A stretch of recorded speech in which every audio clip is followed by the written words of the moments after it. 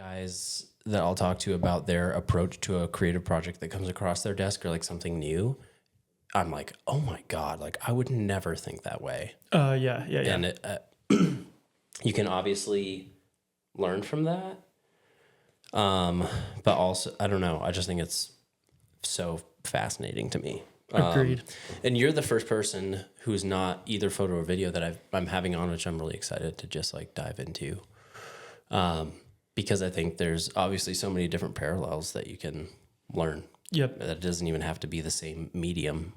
Like we were saying, like all this gear is totally different. But when that new job comes across your desk, like where does your brain go? That kind of like, that's been fun to dive into. Yep. Yeah, it's funny that you say that. I was just talking with some buddies on a bike ride yesterday about how regardless of what creative industry that you're in, whether you're a writer, a designer, a painter, a video, photo, anything. Yeah, there's some of those things that it's like, regardless of the project, regardless of what you're doing, there's like a few of those basic things that you're always thinking about, like who is it for?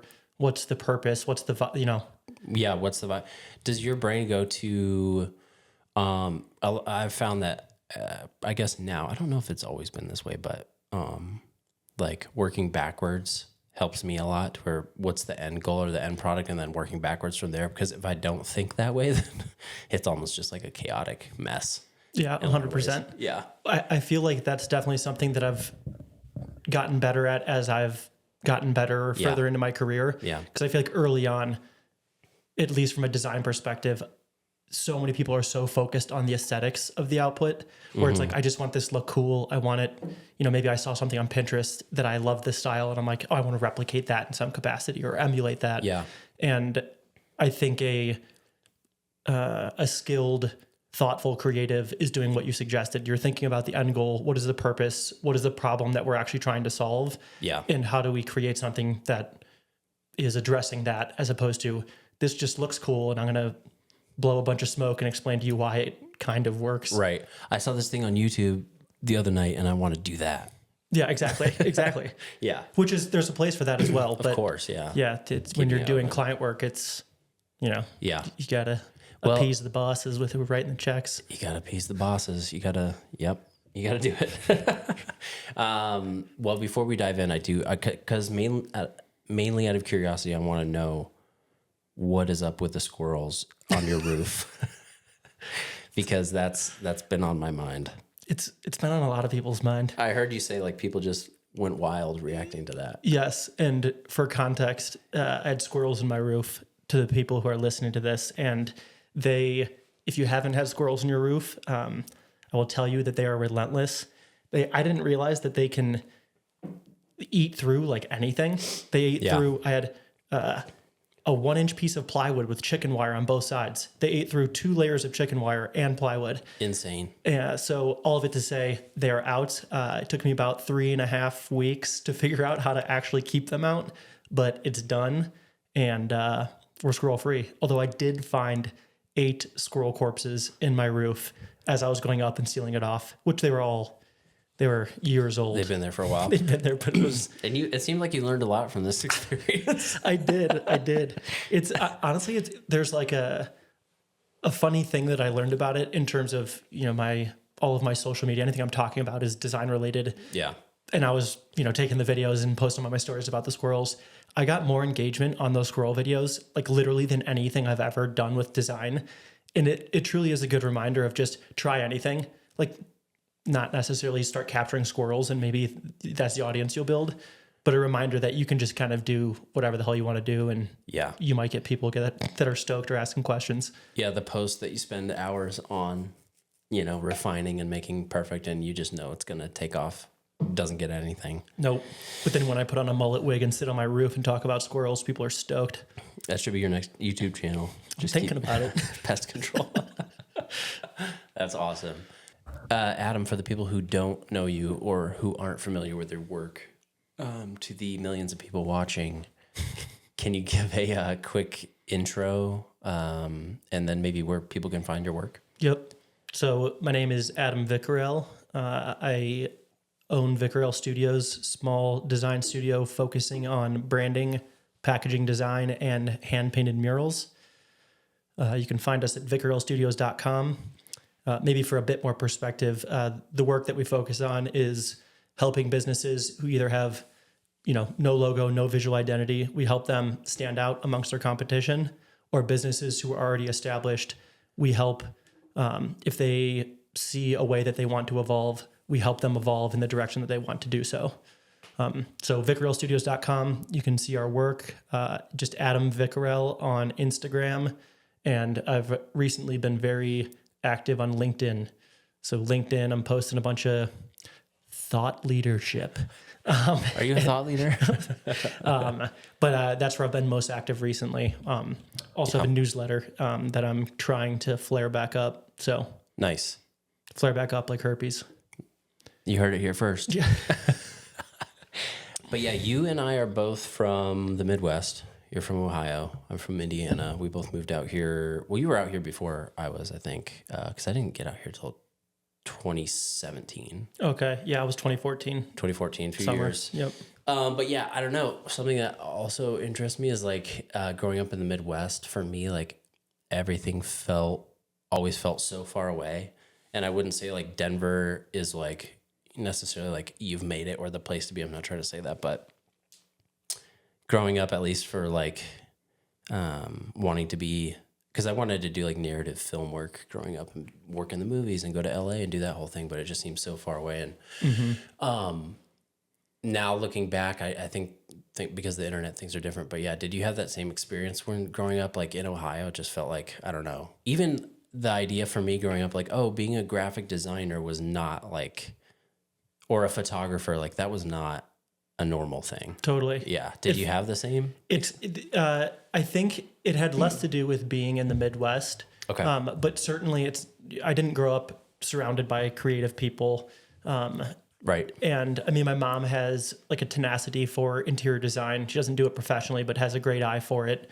So there's a little bit of it happening around me in that way. But the idea of pursuing art in any capacity, it felt very far-fetched. It felt very like, good luck out there, buddy.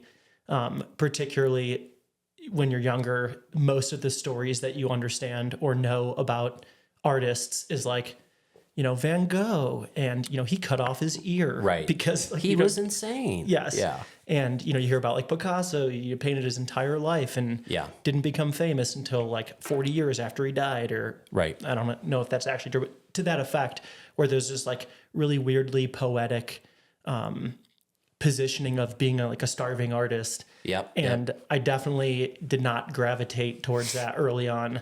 In a way where it didn't seem like, oh yeah, that's something we should try to pursue. Right. And I think you're right. Like me saying the Midwest isn't necessarily about the place. It was more about like the way I was raised, at least, and the people that I was surrounded by. Totally. Yeah. But yeah, because there are plenty of insanely talented people in the Midwest. Not trying to get canceled here. Yeah. That's not what I'm saying. But everyone who's not in Denver sucks. Yeah, exactly. Clip and post. But I think, it was more about like the specific environment I was raised in. Is what I was trying to say. So I was just curious. I'm like, I wonder if Adam had like a similar experience. Yeah, but I don't know if you feel this way. I do feel like the Midwest. I think if I was back there, I'd be fine. I'd be happy. I'd have a great life. Yeah. But there was definitely a little bit of a feeling as I got older, more into high school, of like something about this doesn't feel quite right for me long term. And it's literally, I love the Midwest. I love being from the Midwest. Every time I go back, like everything about it checks the box for me. But I think the example of going on this bike ride yesterday, went with a couple buddies. We biked up Lookout Mountain, which is, I don't know, 2,000 feet of elevation over a couple miles. And the idea that there is enough people out here that somebody was like, hey, do you guys want to go on a 50-mile bike ride with 3,000 feet of elevation today? And nobody was like, that's insane. Right. They're like, yeah, let's do it. It's a normal Saturday. Yeah, they actually went up it twice. And I was like, I'm going to go drink a beer. I'll see you guys later. Yeah, yeah. But all that to say is that was what pulled me out here, was the general lifestyle of, I think a lot of people came here for access to the outdoors, and people live it. People love it. Yeah, that's something that I also found is like most people, well, I don't know if it's most, but a lot of people out here are transplants and they moved here for a reason. It's like to pursue something specifically. So that's kind of I think it creates a cool vibe. Like people are here on purpose. Yeah. Yeah, totally. And I think, yeah, that creates a different environment. I mean, the studio that we share in Rhino, the old taxi building, like that is a good testament to that, I guess. Like everybody there is like, it's an eclectic mix of a bunch of different creative backgrounds. And every time I go in there, it's like, yep, this is where I want to be. Yep, agreed. Yeah. Shout out to Taxi. Yeah. Cabs. What? Cabs. Yeah, the building that we're in, that we work out of, is where they manufactured all of the. It was their headquarters, and Okay. in our specific space, so that there's like the painting room where they painted the cabs. Yeah. It's very possible. The facility's huge. You Yeah. know, I don't know. There's like 140 small businesses and Massive. similar amount of residential. It is cool to see that to think that in our lifetime, taxi cabs became almost irrelevant due to Uber and Lyft. And to see that huge space get turned into something that's actually functional. Oh yeah. That's sick. It's fascinating. Yeah. The room that I work in was where they would like spray paint the taxis, which is wild. Those fumes, they get the creative juices flowing. 100 years Josiah's later. just stoned at all times on paint fumes, Yeah. eating paint chips and sniffing markers. You wonder why you see me just staring in the corner for hours. I think he's hallucinating. Yeah. Coming up with ideas, man. A lot of lead-based paint in there. Got to brainstorm.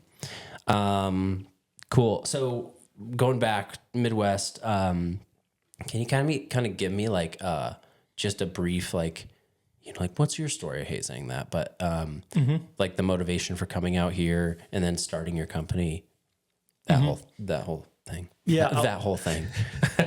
Tell me the last 20 years in 30 seconds. Yeah, exactly. Yeah, I'll give the really high level and we can get into certain pieces. So in high school, I was always interested in the arts, and actually largely because my brother, he was pretty good at drawing little cartoons, and he's 4 years older than me. So having the older brother do a thing that I thought was cool, I was interested in it, I think literally just for that reason. So always took art classes in high school, never really took them that seriously. Candidly, a lot of them, it was like I was a little bit of a pothead in high school, and it was just like, Yep. I just don't want to be learning about world history. I'd rather be painting. And I had a teacher who was like, hey, you're pretty good at this. You should consider taking the AP art class, which I remember thinking like, there's no way I'm good enough to actually, like, I'm not actually an artist. I just like this. Long story short, he pushed me into that. I fell in love with it, decided to ultimately pursued graphic design in college. Wasn't particularly, I was middle of the road. It wasn't like I was like a superstar in college, and graduated, got a job right after school working as a graphic designer at a promotional products company. There again, nothing crazy. Learned a ton, had an amazing, my creative director at the time came from agencies. So it's a very small design team that I was able to learn and absorb a lot from him. And worked there for about 2.5 years, and then traveled for a year where I spent a lot of time in Asia and then moving around the US, and then came out to Denver. That trip in Asia is when I started hand lettering, which is kind of the foundation of my business. Oh yeah. I remember I forgot about that. Yeah. And it was an experience volunteering in the Philippines that was very formative, that ultimately, without going too far into it, basically my experience was this village had been devastated by a typhoon. My buddy Scott and I were there volunteering, helping rebuild homes and sustainable gardens. And I remember every night coming home, laying in the tent and being like, holy crap, these people have literally nothing. And the literally nothing that they had was then taken away by this huge typhoon. But they're all so happy. They're all laughing. They're hanging out. Like every day is just like a party. And I remember being like, everywhere in the US, a lot of places in the US, we have everything we need. We have access to everything. We have so much opportunity, but a lot of people have anxiety and depression and like all these things. And whether or not it was the right attribution, I attributed that to the fact that they were spending their days doing what they loved to do with the people that they loved. And so on that trip, right before I moved to Denver, I remember feeling like, okay, I don't know what I'm going to do when I go back to the US, but I know that I want to do it on my own terms and I want to do it in my own way. And so ultimately landed in Denver 6 months or so after I got back from Asia and decided to try to do my own thing. Wow. And how long were you out there in Asia? About 4 months. 4 months. Not super long, but it was literally life-changing. Wow. Long enough to make that impact. Yeah. It's like cliche that, travel changes you. Yeah. But I mean, it actually changed the trajectory of my entire life. Yeah. When you have like a massive change in perspective, and 4 months is a long time if you're in one place that's completely different. Oh yeah. Very different. I've been thinking a lot about that recently, and I think maybe this ties to that a little bit, is about like how our inputs define like the way that we think. And a lot of it's just like right now, media and social media, and everybody talks about this, but it really does, like, if you're constantly having that input, like how could you not be overwhelmed or depressed, or like it's just so much all the time, and our brains were not wired to take in all that amount of like input. Let alone when you were saying like those people like they had very little or nothing, and then it was taken away, but they were still happy, but like maybe like their input was completely different than what ours is, Yes. I mean, I think about that when it's people wake up in the morning, first thing I do is flick through Instagram, and it's like, we just bombed this country. Right. There was this genocide, it's like, how could you not? And then you're like, okay, well, I'm going to go to work now. Yeah. Yeah. It's insane. It's insane that we do that. I know it is. It's not good. Yeah. That's crazy. Okay. So then, that was 2014. You came to Denver. Yep. Okay. And then from there, you started hand lettering. Is that what you started doing? Yep. Yeah, I guess I kind of dropped off right when it actually started. You gave the good backstory. So the started hand lettering in Asia, and so started hand lettering in Asia. Came back to the U.S. My sister got a job out here, so we moved out here together. And I was fortunate that I had some friends that worked at an agency. And they basically said, if you come out here, and my friend Kelsey, she said, if you come out here, we'll hire you for a few months of freelance work.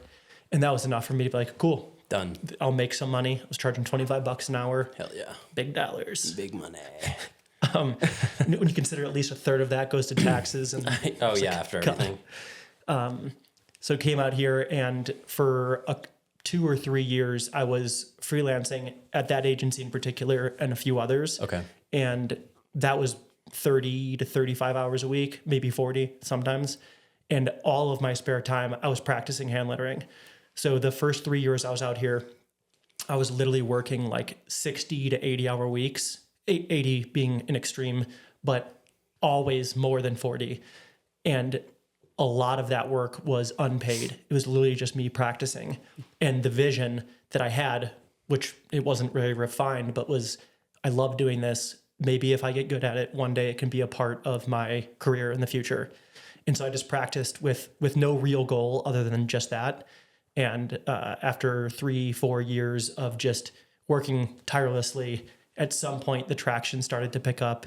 The network started to develop. My name was getting out there because I was posting on Instagram almost every day. Okay. Like I was really making a point to market myself, right, and be visible as much as possible. Mm-hmm. And with time and persistence, this job turned into that job, and all of a sudden this person heard of me and hired me for this, and like it slowly started to actually pick up. And now, so I've been here for 11 years, and I had an employee for 4 years, and I've been using lots of contractors for years. Like it really went from, I hope that I can afford cheese and avocados this week to, I've been able to buy a house, and like it actually, became a thing, which I never thought would happen. Yeah. Drawing words fancy for a living is an aspirational goal. Yeah.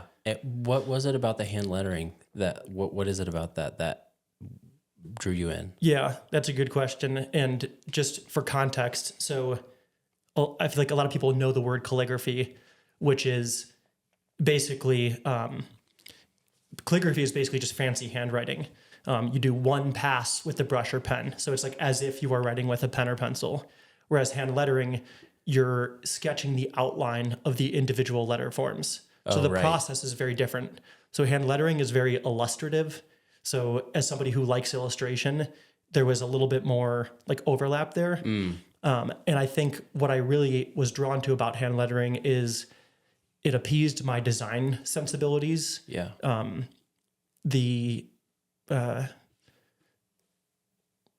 What I love about hand lettering is that I love design, like the fundamental principles of design, hierarchy, balance, symmetry. So you have to think in that way, but the execution is by hand. So you have this like artful output. So for me, it is the combination of art and design is what hand lettering is. And I think that expression was something that I have always gravitated towards, is that the coalescence of fine art and more strategic, thoughtful design. That's awesome. And then when you found it, you were just like, oh yeah, this is it. Like immediately. That's so cool. Yeah, it was, again, like a lot of time in Asia was 7-hour bus ride or this long train or plane ride. And so it was a lot of downtime. And so I'd just be practicing drawing and truly just fell in love with it. Yeah, everybody's gateway into the thing is so different. Mine was, I saw The Lord of the Rings and I was like, I want to do that. Like for whatever reason, like that was the it's so cinematic. That's not surprising. I'm sure. Yeah, there's being many a high people, school kid. Yeah, you know, I just like completely mind blown and being like, I don't even know what I just experienced, but like whatever that was, like I want to figure out how to do that. And yeah, and then I thought I wanted to be an actor for a long time, and then realized no, I don't want to act. And then I think it was a director for a while, and then into a cinematographer, and now I do both, but not acting. Directing. I want you to start getting into commercials, like acting in commercials. Me? Yeah, like getting in front of the camera. Oh yeah. Hey everybody, I'm gonna sell you this pen. Yeah. Sell me this pen. That's sick. And then hand lettering turned into long story short, what you're doing now, which I feel like is several different things. Yep. Yeah. Yeah, I think so. Hand lettering turned into, the majority of the work I do is building brands and packaging like systems for brands. Right. So to contextualize that, we do a lot of work with a distillery that's down in Texas. They've had a bunch of spirits for a long time. Our first project with them was rebranding and repositioning those spirits. So trying to make it feel a little bit more premium, a little bit more high end, ultimately giving them the ability to sell it at a higher price point. And they've since come out with a number of different products where we, a gin, for example, they have the recipe, like they created the gin, and then we do the naming, the positioning, the audience segmentation, understanding who they're trying to sell it to, and then how do they sell it? How does it look? What's the label, the branding, all that stuff. So all of that to say, hand lettering now functions as like a piece of that larger brand building puzzle. Right. So if we're working with a local cannabis brand, for example, depending on what they're trying to do or who they're trying to sell their cannabis to, oftentimes hand lettering would apply in the sense of, maybe the logo type or the word mark for the brand wants to have a little bit this more crafted aesthetic, and we would maybe draw that by hand. So it is now just a piece, or maybe like one of the little switches of a Swiss Army knife of the many things that we can do in building a brand. Hand lettering is just a piece of that larger puzzle now. Hell yeah. Yeah, it's fun. So you still get to like work in that world, even though you're doing a bunch of different things. Totally. Yeah. We're currently doing a series of shirts for, and so we're doing 10 designs, and all of it is hand lettering. So the focal point of the shirt design is a phrase, whether it's from the film or derivative of some famous quote in the film. Okay. And we're doing a bunch of lettering that is then like supplemented with some illustration elements as well. Yeah. Is this for the new show that's coming out, or is it for the... It's going to be coming out in conjunction with the show. That's sick. Yes. Cut. Yeah, I think that's probably fine. Okay. That's okay. Yeah. But either way. For safety. Yeah, it's not directly correlated to the show. Okay. But, they have so much IP, and it just like spreads so deep. And it probably just never stops. They just keep creating more and more. Literally constantly. Yeah. And the more I've worked with them, the more I've seen, it's like, I don't think I ever really truly understood how these big like franchise IPs like a Lord of the Rings or a Harry Potter or a I don't know, another big one. Star Wars. Yeah, Star Wars, Barbie, all these things. It's like the amount of like licensing and partnerships and collaboration that's happening. It is unbelievable. Yeah. Just at the scale that they're doing it. It's like, I don't even still have my head wrapped around it. It's crazy.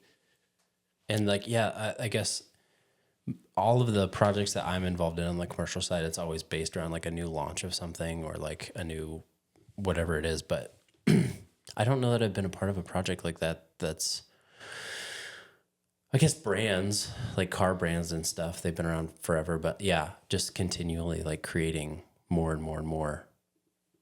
That's insane. It's wild. Yeah. It's when you hear about these, like a Star Wars franchise being worth, I don't know what, a few $1 billion. Mm-hmm. When you kind of start to get in there a little bit, you see like how far those routes go down and how wide they go. It's crazy. It's unbelievable. I bet. Can you talk a little bit about that? Like without, Mm-hmm. Yeah. Yeah. I think the opportunity came up through posting on LinkedIn, and one of the like lead creative directors saw, I've been posting on LinkedIn consistently for about a year.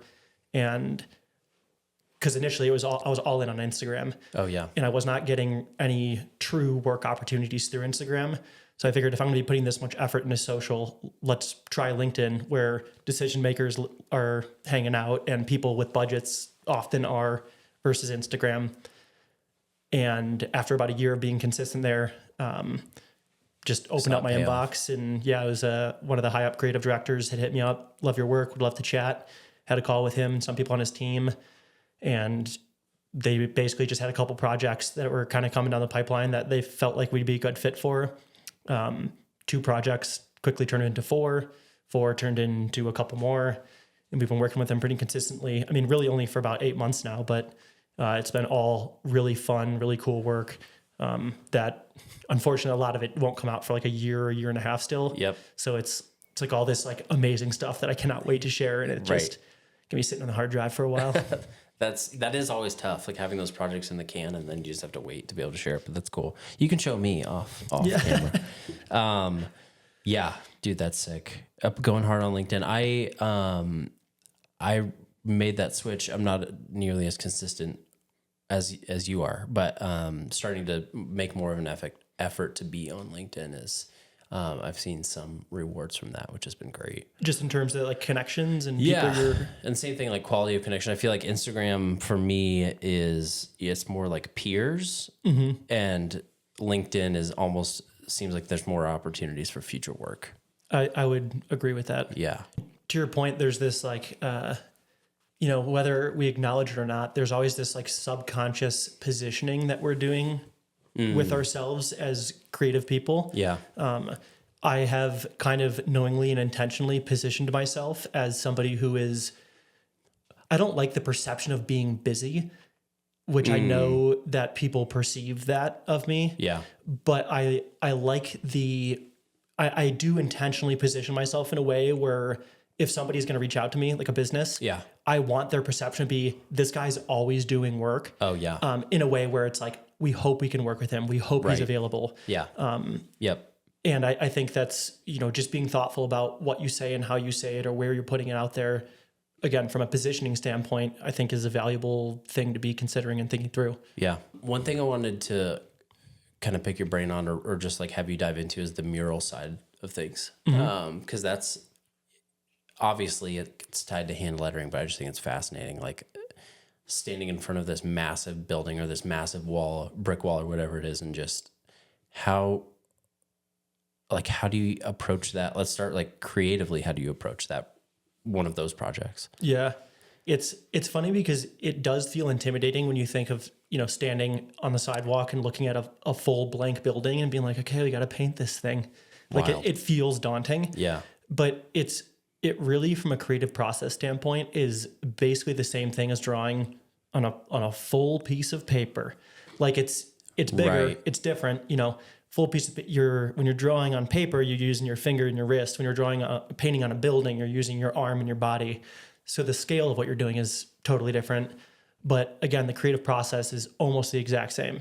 So it's, the way I've positioned my business as far as the mural side of things, we approach the project like all of our branding and packaging projects, where we try to understand the business, understand the problem, understand who their audience is, and then create an artful solution to, solve that problem or appease that audience. So in the case of, we recently painted a mural for the Sheridan downtown. They had a rooftop pool. The rooftop pool area was pretty bland. It was very like gray, but actually the color they used up there everywhere was called mega grayish. And it's the least offensive, but simultaneously most offensive color that you could pick. Mega grayish. Yeah, it's unbelievable. Wow. And the space was just it did not feel like a cool, vibey rooftop pool. Yeah. And so essentially what they asked for us to do was help enliven the space, make it feel more fun, like where somebody wants to be. And so using that as the catalyst for how do we approach design, what are we going to communicate? They ultimately wanted to kind of talk about how they are, located in Denver and what is representative of Denver. We ultimately were highlighting that Denver is a 4-season city. There's stuff to do in the summer, wing, the third season that everyone knows. There's stuff to do in the summer, winter, fall, and spring. Yeah. And so, ultimately it makes what I've learned from a design perspective is when we're talking to our clients about, we're doing this because, as opposed to showing them something and saying, what do you think? That subtle change in how we present the work and tell them why we're doing what we're doing. So telling them why it works instead of, do you like this? Right. Ultimately helps the creative process move so much easier. So to bring that all full circle, when we are starting a mural, we are doing the exact same thing as when we are starting a branding for a coffee shop, is we ask questions, understand the business, understand how they want to be seen or presented, and then we start proposing creative solutions that are aligned with those goals. Okay. So starting with the why and like the problem solving and then going from there. Yep. It just brings a level of objectivity into the creative process. Yeah. Where, when you're asking people like, what do you think of this in branding? People are like, my wife hates the color orange. Right. I'm like, well, I don't care if your wife hates the color orange. It has nothing to do with this project. And so making the decision making, or at least the conversation, as objective as possible, I found is what enables us to just move forward far more efficiently. That removes so many variables. I mean, if you start with creative problem solving, or solving problems with creativity, like it just doesn't work. Like there's too many. I've had this conversation several times on the podcast where you have, every project that comes across your desk is usually totally different. And sometimes the brief will come in and it's like, this is what we want. This is we want a 30-second edit. We want it to feel like this, look like this. Here's a script. Here's a talent. They have everything nailed and tight and buttoned up. And it's more like, oh, can you go execute this? You're the executor, yeah. And then other ones, which I don't like as much, the polar opposite end is like, what can you do for us? And you're like, and for me and how my brain works, like having no guidelines, having no reference, it's almost too overwhelming. Agreed. And I've had a few projects like that in the past where, when those projects have come along, they're like, well, what do you want to do? Or how do you want to approach it? I have to go back to what would the college version of me want to do for fun? And then be like, well, what would I want to do if this was just a portfolio piece that I would think is cool? And then when I've gone that direction, it's usually, it's super helpful to think that way. And like from the perspective of like, what is the true like inner artist in me want to be putting out into the world? Yeah, because when you have full range, it's almost impossible to come from, for me at least, to come from any other approach. Agreed. Other than what would I think would be cool. I feel like when we're working with clients, when they're like, do whatever you want. Yeah. I oftentimes will push back and be like, we need to build a box in order for us to think outside of the box. Totally, yeah. Because otherwise there's no tension to push off of. Right. Every decision feels like you're doing it in a vacuum, and there's no way to decide, is this right or wrong? Or is this good or bad? Because there's nothing to bounce it off of. Yeah. Yeah. Those guidelines are so helpful creatively. Well, like this, like I was telling you, so you were 30 minutes from getting here. I turn on my main key light and it didn't explode. It started smoking. One of the cables was broken, so that's why it looks different. Everybody, sorry to disappoint. You guys can't see it, but there's 6 fire extinguishers just behind the camera. Yeah, my basement is fucked, and I have to start all over again. But in that moment, I was super frustrated. I'm like, okay, well, I just opened all the windows, and now this is what we're rocking with. But what I'm trying to say is sometimes like those outsides. Not guidelines. What am I trying to say? Like just things that pop up and the things that you have to fight against really do wind up helping you. Oh, hugely. Yeah. And they're in the moment, it doesn't seem like it's helpful, but it actually creatively usually is. Yes. Agreed. But I guess going back to the mural and what you said is like, yeah, I guess it is just like a larger piece of paper, but in person, it feels like to me, I would be like, oh my God, that's so overwhelming. I could never do something like that. But yeah, I guess the creative approach would be the same. Yeah, but pretty similar. But to your point, it's, obviously a big change going from painting something that's accessible on a table to when you are painting a full building. All of a sudden, it's like, okay, supplies are going to be a few grand. Mm-hmm. Access to a 3rd-story window, like we need to get a lift or scaffolding. Yep. And a lift rental for the week is $1,800 to $2,300. And also, when you're looking at a big brick building, a lot of these buildings are old and dilapidated. So it's like there's actually a missing brick here, or there's incredible amounts of texture. Right. So there's a lot of like huge obstacles that you learn to navigate when painting murals. Yeah. And I kind of always describe it to anybody who's getting into it as, I don't know how many murals I've painted, maybe 50 or 60. Something has gone wrong on every single one of them. And sometimes it's a really small thing. Sometimes it's like, we massively underestimated X, Y, Z. Yeah. And I think if you are a creative problem solver, there's always a solution. So I go into every project expecting something to go sideways at some point. And generally speaking, if you're expecting it, you just take it in stride. Do you ever have people walk by and just like, they're just like heckling you when you're up there? Oh yeah. And there's like 3 things. People say, you spelled it wrong as we're doing some sort of lettering. Oh my God. You missed a spot as we're painting anything. Yep. Or, wow, that's so crazy. I couldn't even draw a stick figure. Yeah. Those 3 things, I can't even tell you how many times I've heard those 3 exact things. I would get so annoyed.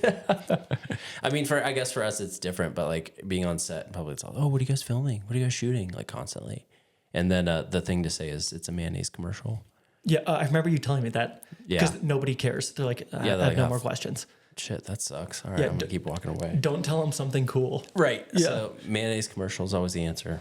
Well, but from my experience, working on some projects with you, yeah, when you see a few people with, headphones and somebody's holding a boom mic and a fancy looking camera, firstly, I think, as we kind of were saying at the beginning, a creative professional is something that I think many people aspire to be one day, or at some point aspired to do.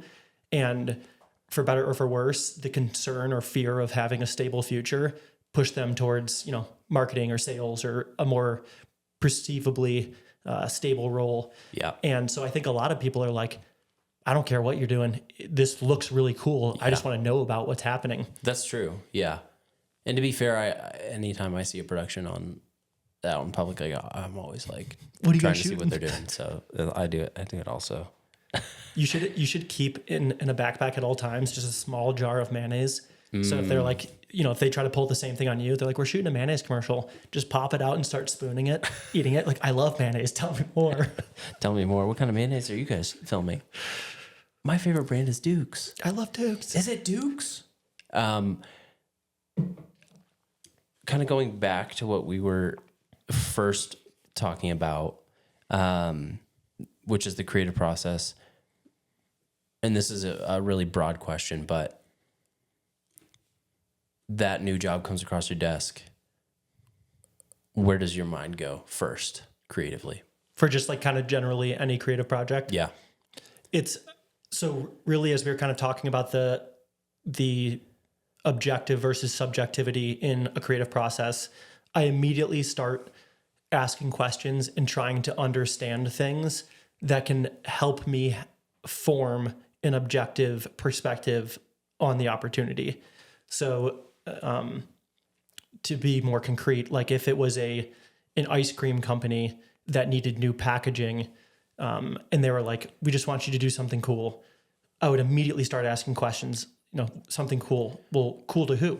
Oh, is this ice cream for 8-year-old boys and girls, or is this for healthy food nuts or healthy foodies who really want, low sugar with natural fruit in it? So any project that comes through, I'm immediately trying to form this objective opinion and understand strategically, like, who are we doing it for? Why are we doing it?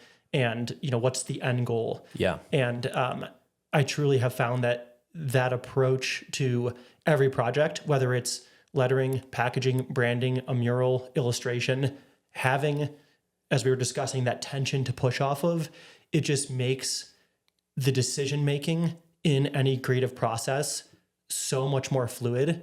Because I found early on in my career, I spent a lot of time floundering around the decisions I was making because I didn't know, is this right or is this wrong? And I thought it was because my skill set was unrefined, which it probably was, but it was less that and more that I didn't really understand the goal, or I didn't understand the purpose of the project or who it was for. So I didn't know how internally to assess, is this right or wrong? Right.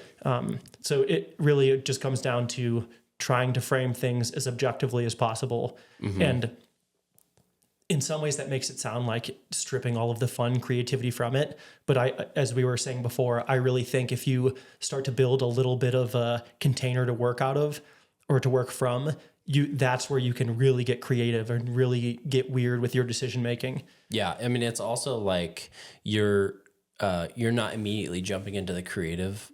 You are, specifically coming up with these guidelines or working backwards, right? Because you're starting with the end goal, like, well, okay, well, what is the end goal? Then once you figure that out, then you're like, okay, sick. Now I can jump into the creative now that we know what problems we're trying to solve or questions we're trying to answer or the audience we're trying to reach. Exactly. All those variables. So then I guess now that when you get there and you get to be creative, how does your mind operate? So for me, like, I have like a bunch of things saved on YouTube and Instagram and a million different places that I kind of go back to be like, okay, like to pull inspiration from. Mm-hmm. That's me, but then other people I know have more of like a built out process of like, okay, then we're going to start with this section, then build off of here. And then I don't know, everybody's so different. So I guess my question is, when you get to that creative process, where's your mind go? Honestly, it ultimately comes down, kind of like you said, there's like these background ideas percolating in the back of my brain that I want to experiment with.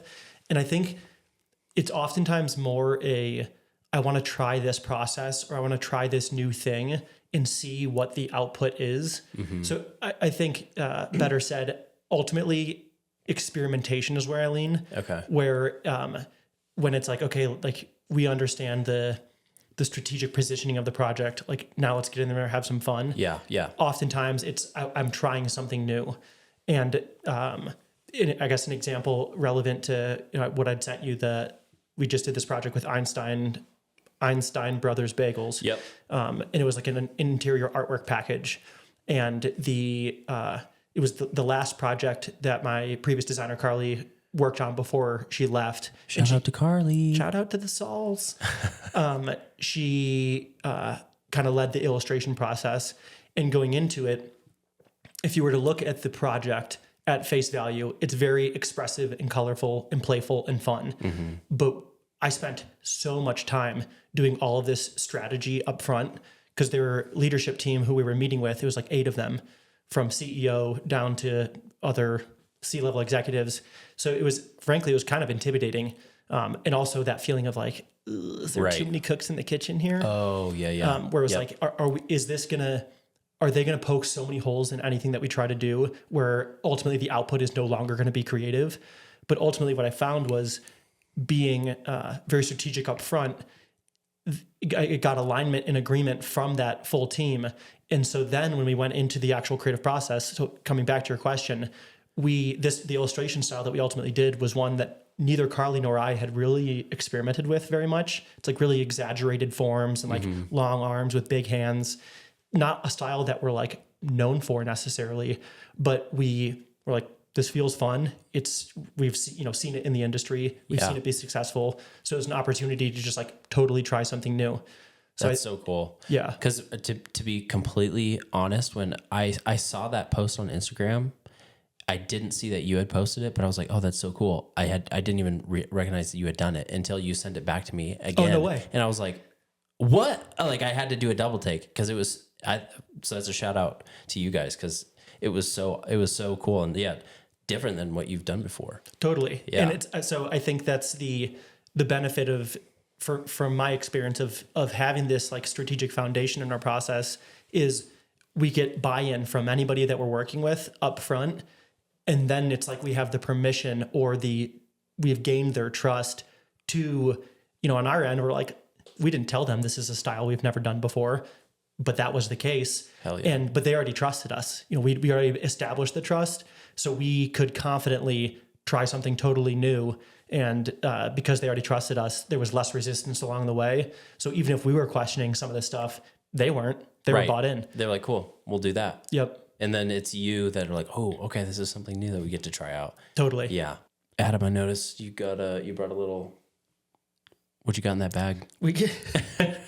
It's because you're a bourbon guy. Oh, yeah. We brought the infinity bottle. The legendary, oh, wow. So this is the one you were telling me about. So it's for the people that don't know, an infinity bottle is you take the bottom or the last pour or maybe half pour of any bourbon and you put it into a decanter. Yep. And the name infinity because you're always putting that half pour in and you're also pulling from this and making, a drink from it. Mm-hmm. So I've been contributing to this since June of 2023. I have a very official log of everything that's gone in and any time I've pulled out from it. Incredible. It's as a bourbon drinker, I felt like it was appropriate for us to share a little sippy together. Hell yes. If you'd like I'm to. so excited. Yeah. Thank you for bringing this. I mentioned this to you before we got down here I feel like last time I had it, I wasn't super impressed. It's one of those things where, how many times have you tried it? Let me look at my log. Check the log. Twice. I've only drank from it twice. So in July 27th, 2025, I liked it. And I feel like in August, so I must have missed a taste because that's wrong. Oh. Either way. Cheers. Smell it first.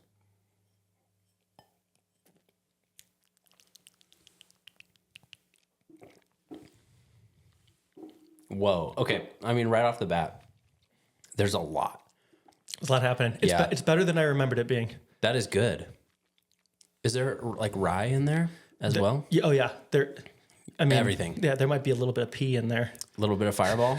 Yeah, Fireball. A little bit of piss. Yeah, we got Buff Trace, Bullet, Tin Cup, Weller, Breck Bourbon, Makers, High West. I mean, it's a little bit of everything. Wow. Can I see this? Peep it. But it's honestly, I feel like it's obviously 100% the novelty of it, of just like documenting it for no reason. And yep. It's just, I don't drink bourbon. I'm not as into it as I would say that you are. So I'm not like super into like, oh, this one is this year and it's so good. Yeah. But I don't know, having something like this is fun. It's a fun, I need to start doing this too because, well, I was telling you earlier, there's a couple liquor stores that are just like, I don't know what kind of plug they have, but I've walked in there over the last 2 to 3 months and there's bottles on the shelves. And I think it's because I've heard that the bourbon bubble is bursting a little bit, where now there's a lot more supply. Yeah. And demand is starting to go down. Like it went haywire over COVID, but I think I couldn't be happier about it because now we're starting to see stuff that I saw that Weller single barrel that I showed you up there. And I have never seen that in my life in the wild. a third of the price you expect it to be. Right. Or I've seen it in the wild where they have like way up for $1,000 or something. in a You're cage. like, okay, I'm like never. Yeah. But I'll show you, there's 2 spots right by here that you can, if, on your way home, if you pop in, just check it out. And yeah, maybe I'll go with you. Maybe I'll get one more. Get a little of this and get the confidence. Like, yeah. should get more. Liquid courage. Mm-hmm. No, that's great. Yeah, start one. I will. I'll start it tonight. Well, cool. Jumping back in, as it were. I think I wanted to just pick your brain a little bit on finding your style, or as a creative professional, just how you find your style. Do you feel like you have, I don't want to say like arrived or found it, or do you think it's constantly changing?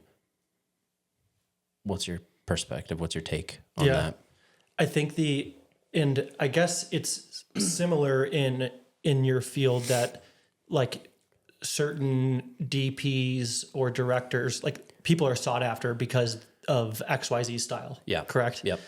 So I think the conversation, whether you're an illustrator, a designer, a painter, whatever, in video and photo, I do think that particularly early on in my career, it was like pursuing a unique and identifiable style was this like, it was like a goal. And it's such a cliche or like cheesy response that I don't think it's like you find a style, that I think the style finds you. Yeah. And I think that happens by output. I think it is, my experience has been that I have kind of found a little bit of a style, even though we do some of our work is super premium and high end. Yeah. Some of it's a little bit more like it feels like it was drawn in the mountains and like, bumped up against a rock. It's like rough, it's raw, it's hand drawn. But I think by constantly making things, you just start to lean into a particular style or a particular process that results in a particular style. And I remember a few years ago, I think he's a psychologist. His name's Dean Simonton, and he was responding to, or he was writing a paper about why Bach, the composer, was so established and prolific, or so renowned. Right. And he was so renowned, or he created so many amazing, what did he create? Compositions? Yeah. Musical compositions. He created so many amazing musical compositions because he was so prolific. So it's not that he was way better than everybody, but he became known because he created so much. Oh, yeah. And the quote that Dean Simonton said that really resonated with me was, quality is a probabilistic output of quantity. Basically just saying the more you create, the better you create. And I think that process applies to how you find your style. The more stuff you try, the more you experiment, the more you find yourself falling into a particular category or a particular style. So I think my style, I'm still finding it. It's still evolving. Yeah. But I do think generally speaking, the work that we create at Vicarel Studios, oftentimes if you see it, you're like, that came from Vicarel Studios. Pretty identifiable. Yeah. I think so. What I just said is like the Einstein bagel project. Like I didn't even think, that was a push for sure. And it was awesome. Because I do feel like you have a really cool sense of style. Like that is identifiable. So kudos to you for pushing it. Trying. Yeah. But I feel like, do you feel like you have a style in the work that you do? Or do you try to? I think where I'm at right now is I don't try to have a sense of style, but it depends on the job. As a cinematographer being hired, like you're there to execute the director's vision or the client's vision. So I never wanted to be very pigeonholed. I think I carved out a niche for myself where I've been kind of known for like, lifestyle, activewear, fashion, like more of the fast paced world. And that's kind of became my calling card for a while.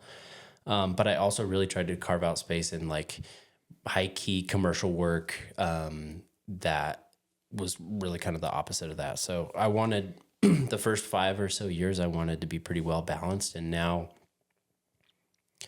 I wouldn't say, I think my style is maybe more found in the creative process leading up to the project rather than the execution. Cause I do want things to look different and feel different every time. Mm-hmm. I think that's an interesting point though, that it's like, when you speak to style, people are oftentimes thinking of the final output, but you're suggesting that like your style, like a lot of it is in the process. I think so, like in the collaboration and in the communication and in like who I'm bringing in on the crew and the approach. And I think I'm focusing more on that. Not saying I'm not focusing on the end goal, because that is the whole point, but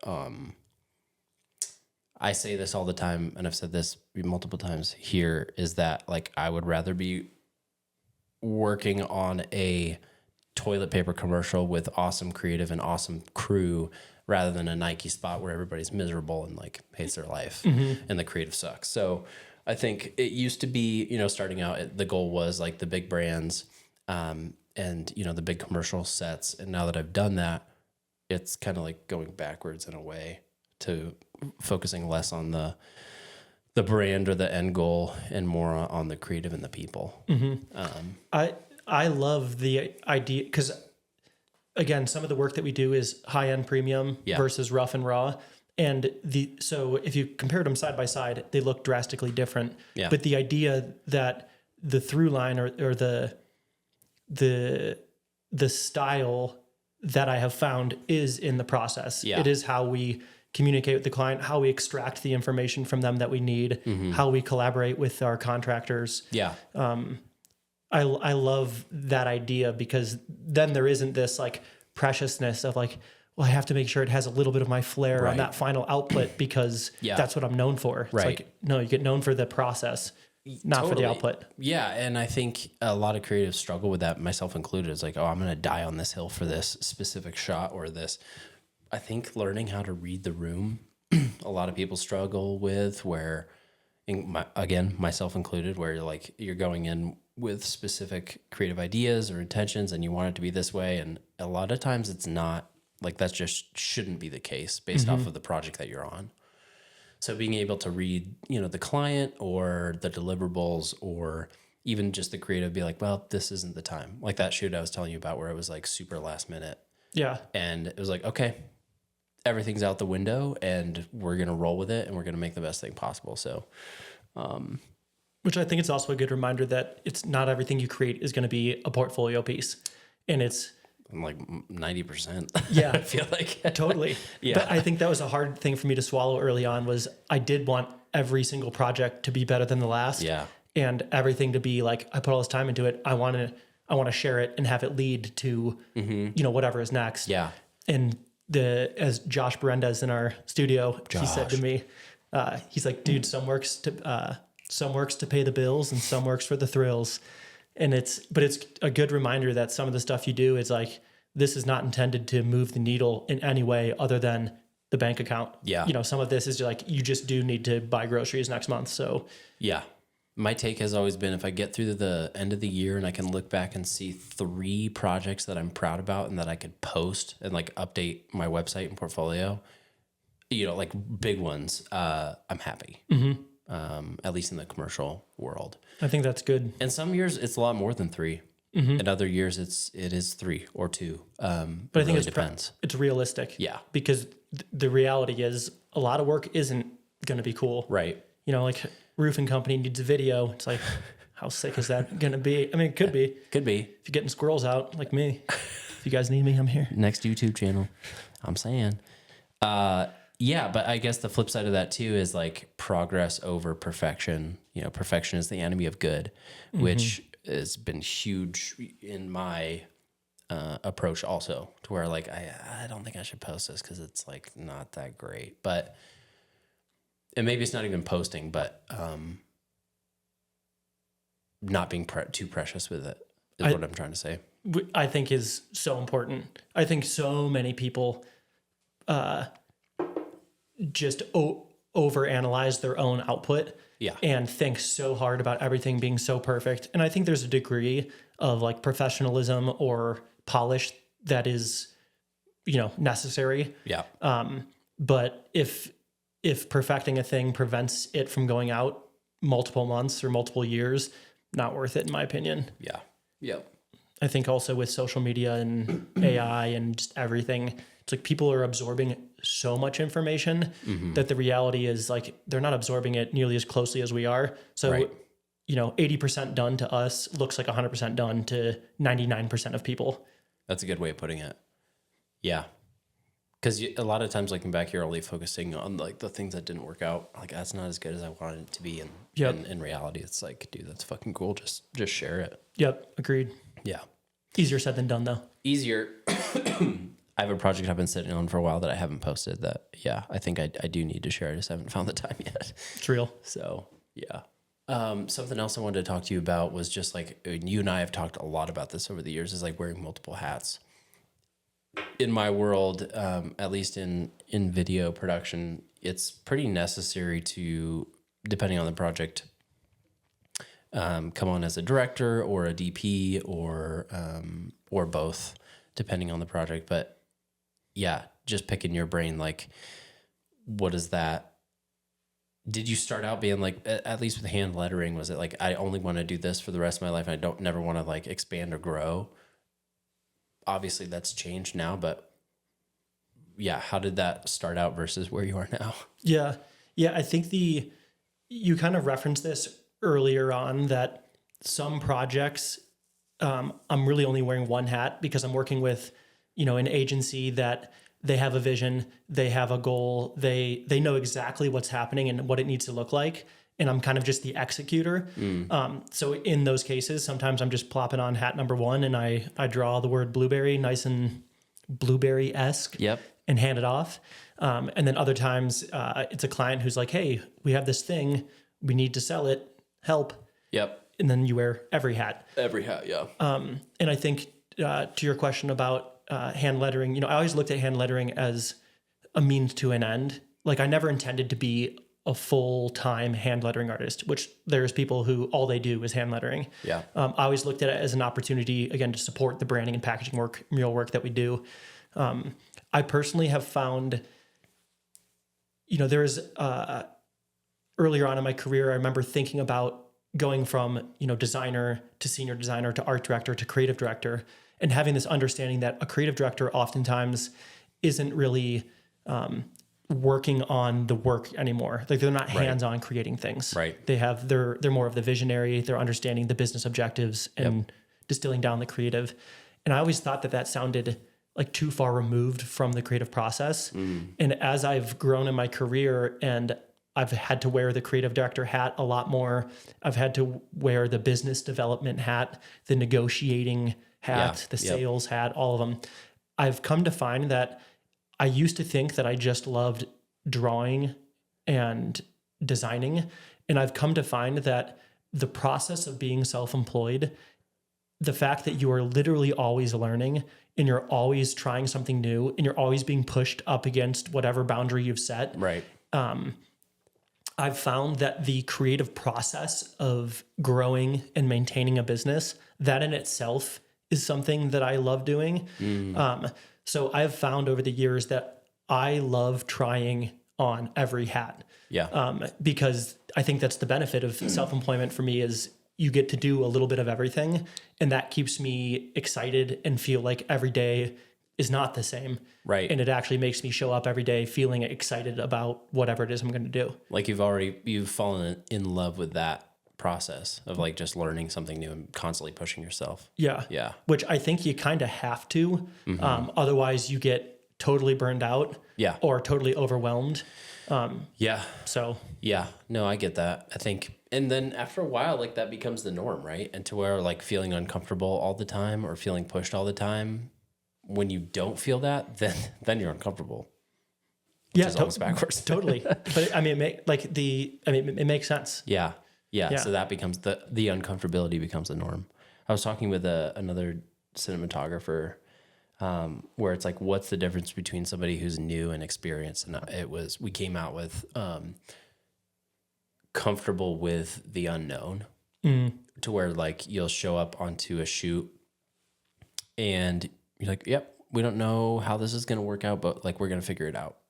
And like going into a project in the beginning, that scares off a lot of people. But then, yeah, the takeaway is like, oh yeah, I actually still am scared and terrified for almost every single project. But I'm like used to that now. Yep. Yeah. I feel like that's one of the benefits of when I was saying that travel, you know, the cliche is that it changes you and it's life-changing. Yeah. What I found was it actually set me up for self-employment, because while I was in Asia, we had no plans. We had the first 3 days planned. The remaining 4 months were like just winging it. Yeah. You know, woke up in Thailand and we took a boat to Laos the next morning with a couple of German folks that we had just met. And I think I became, even though it was only 4 months, I became so comfortable with having literally no idea what I was doing later that day, let alone a day, a week, a year later. Yep. The way that translated into self-employment is like, you do have to be you have to become comfortable with not knowing when your next paycheck is coming. Right. Or like, are you going to be able to land these 3 projects? If you do, you're crushing it. If you don't, you know, you're dipping into the savings. Yeah. Like that, being comfortable with that is, I think, a sharpened skill that you don't really realize that you either develop or you get crushed by it. Yeah. And do you think maybe when you do feel more comfortable to where you're not feeling pushed, is that when you maybe want to move on to that next art director role or creative director role? Do you think that's like a good indicator? Or I don't know, sometimes I feel like it is.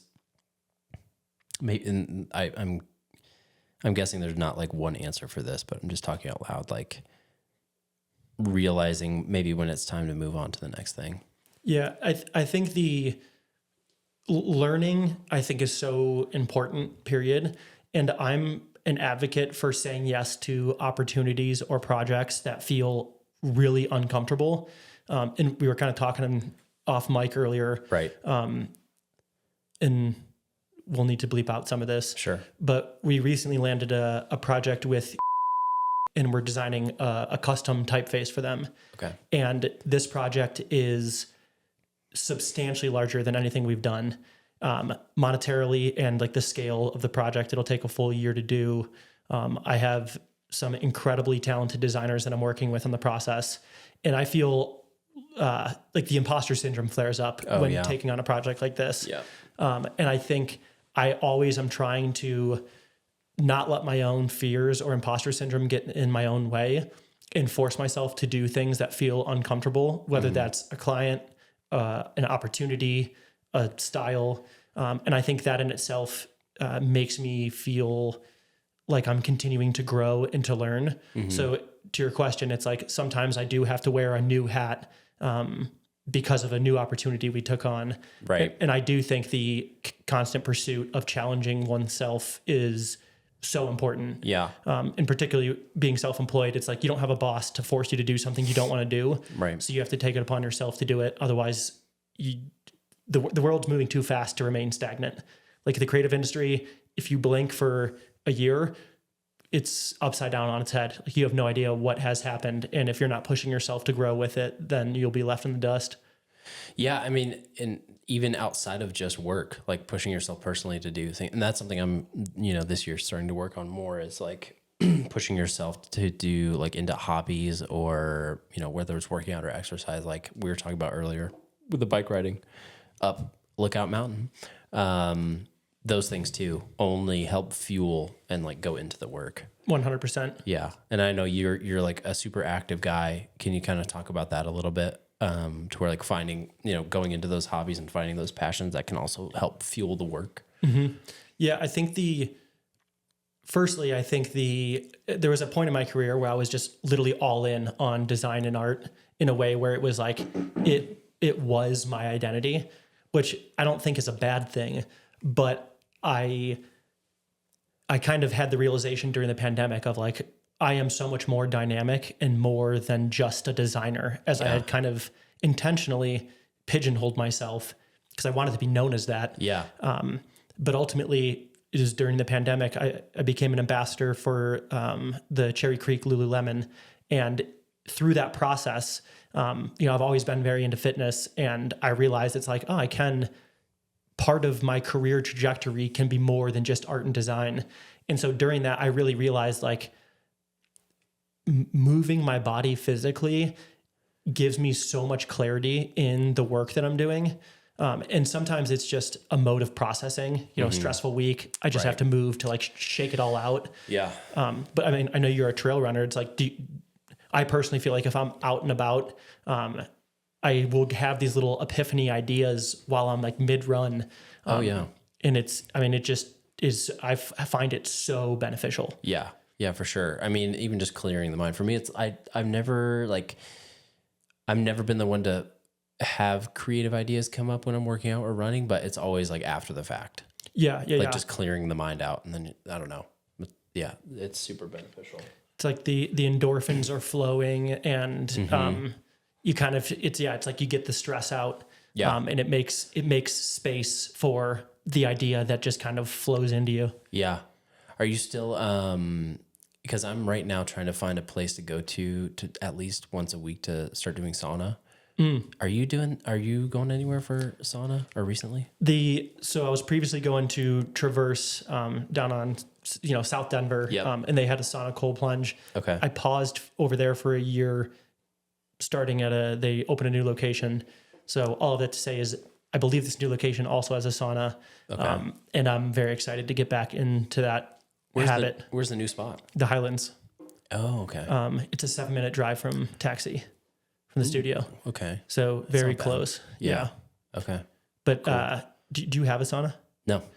I feel like my buddies that do, I'm so envious because you just feel remarkable afterwards. I know. Yeah. I'm just trying to find a spot that's close that I can pop in once or twice a week. A problem, I just feel like a lot of those sauna cold plunge places, it's because it's so like trendy right now. Yeah. It's like $150. I know. And it's like just to come sit in this warm room. I know. I want to get one and put it in our backyard or on the side yard, but that's also a financial investment. I did see Costco has them right now and they're like under $2,000. Might be the move. It's $2,000 is still $2,000, but Still, it's doable. down from the 12 that I think they were, One a thing lot of them. I didn't realize, like, oh yeah, you have to run power to it. Duh. But then like to have that installed, I'm like, oh yeah, that's another. Anyway, we'll figure it out. Well, dude, thanks for coming on. As always, love picking your brain, just talking like creative concepts. It's awesome. I could talk for another 3 hours with you, but we got to wrap it up. Yeah, likewise. Thank you for having me, man. Always good to chat. And thanks for bringing the whiskey. Yeah. Yeah, baby. It's just a plus. Hey. Cool. Cheers. Bye. Bye-bye.